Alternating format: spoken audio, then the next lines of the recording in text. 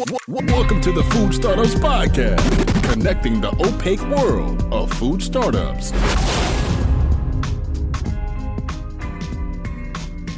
Hello, guys, and welcome to the 70th episode of the Food Startups Podcast.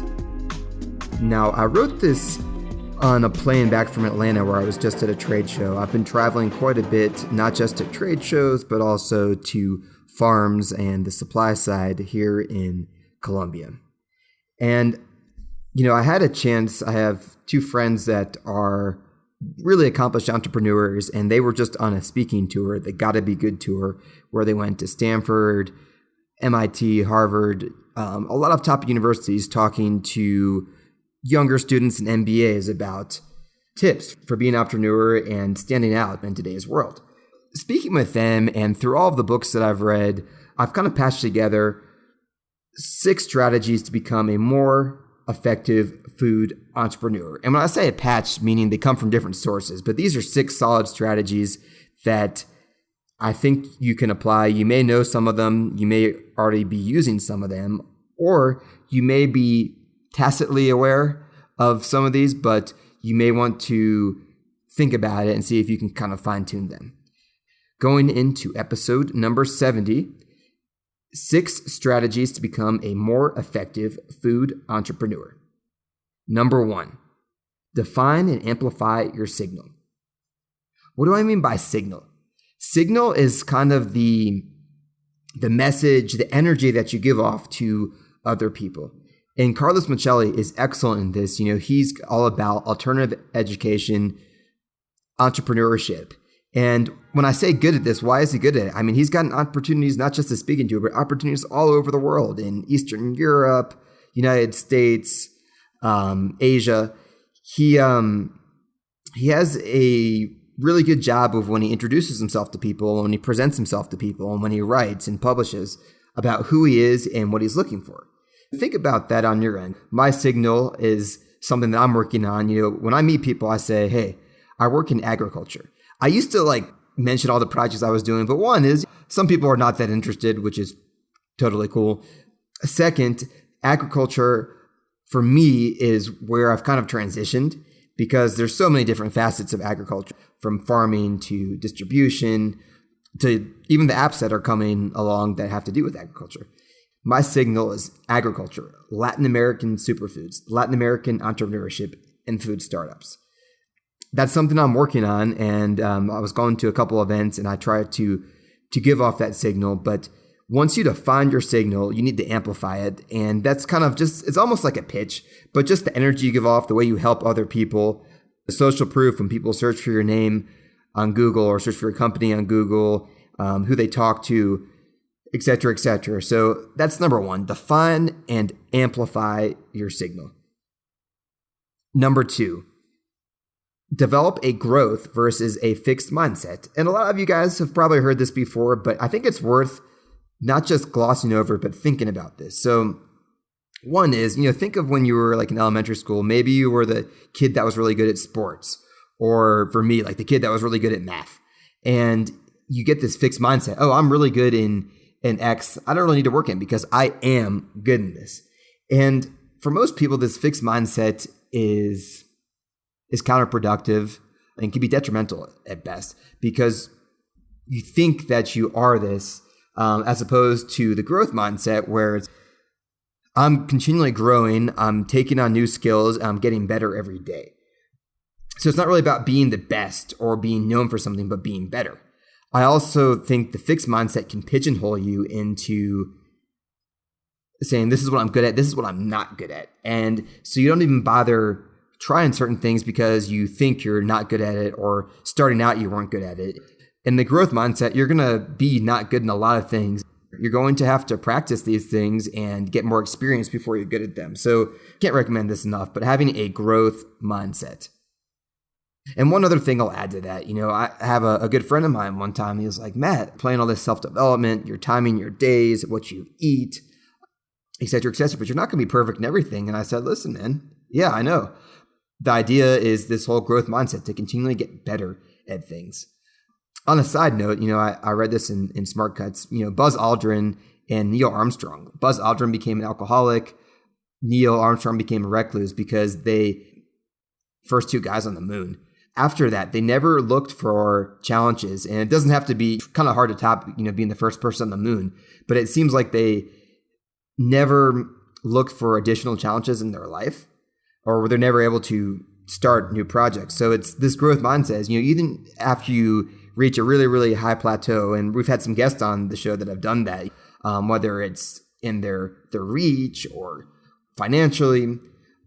So the growth mindset means you're always looking for new projects, and they don't have to be on a huge scale. What about just starting a garden or taking up martial arts, whatever it is? But that's number 2, the growth mindset. Number 3, the serendipity scale. And I got this from Carlos Micheli, who I'll link to his blog. So first off, let's just define serendipity so we're all on the same page here. You probably know what it means. The occurrence and development of events by chance in a happy or beneficial way. So development of events by chance, there is a way to get more serendipity, and that's just by more events. So there is a scientific side to it.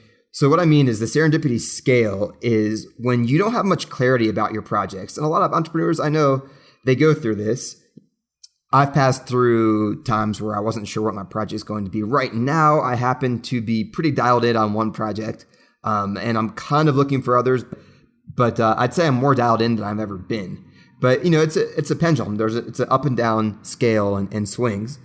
So when you don't have a lot of clarity on your next project and what you want to do, this is when you want to be taking a lot of meetings and lunches and maybe traveling, going to conferences just as an attendee. Kind of a curious, creative, active phase. By doing this, you're increasing your chances of serendipity. Now, if you are really, really dialed in and you have your project, and I don't know, a lot of startups, maybe they've gotten their investment and they're dialed in and they know what they're doing, you don't need to spend as much time doing these things, and it may be a distraction. It could be kind of productive, as I mentioned before, to your main goal, because you don't need to be looking for new projects. It's just going to cloud your vision. So that's number 3, the serendipity scale. Number 4, active reading and discussion. If you've listened to a lot of my podcast, or even a few, you know that I'm really into reading. On the mailing list, I send out book recommendations. And why is that? I'd say and I wasn't always like this, but since 2009, I've read just about, I have it all mapped out here, between 400 and 500 books.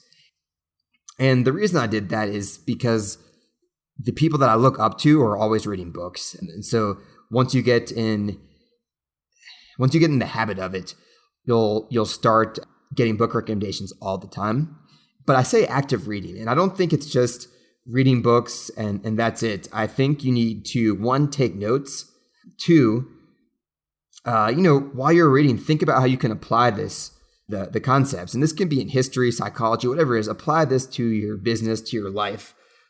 And then 3, discussing books with smart people. So you could join a book club, maybe a mastermind where you talk about books as well as your projects. But active reading, no right way to do this, but taking notes on all your books, organizing notes, I think you have to do that in some form or another. Discussing books with other people, I think, is key, because you get key insights that you won't see. I mean, there's been so many times I've read a book and someone else has just taken an insight that I just didn't get and I didn't see. So yeah, I can't recommend that enough. Active reading and discussion. Number 5, get a business coach.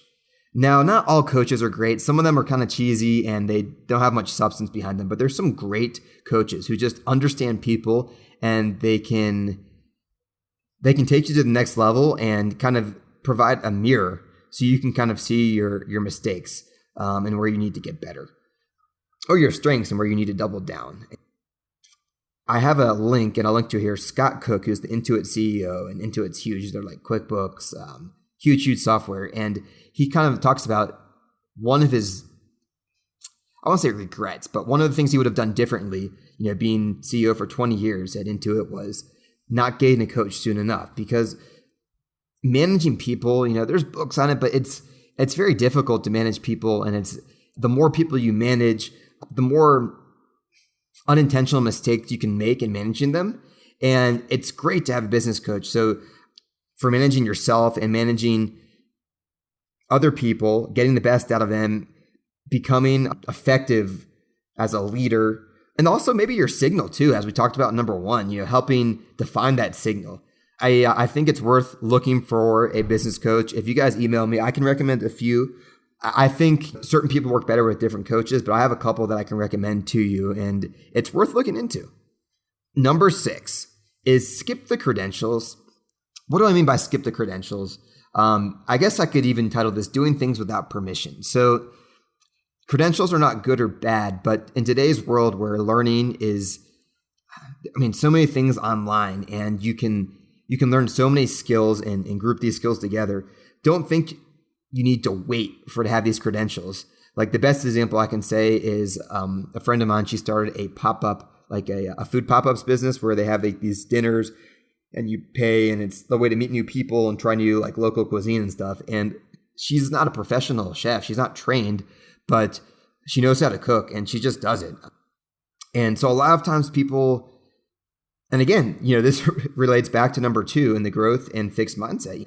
Like, I'm not good at this, I'm not good at, et cetera, et cetera. I can't do this until I have that.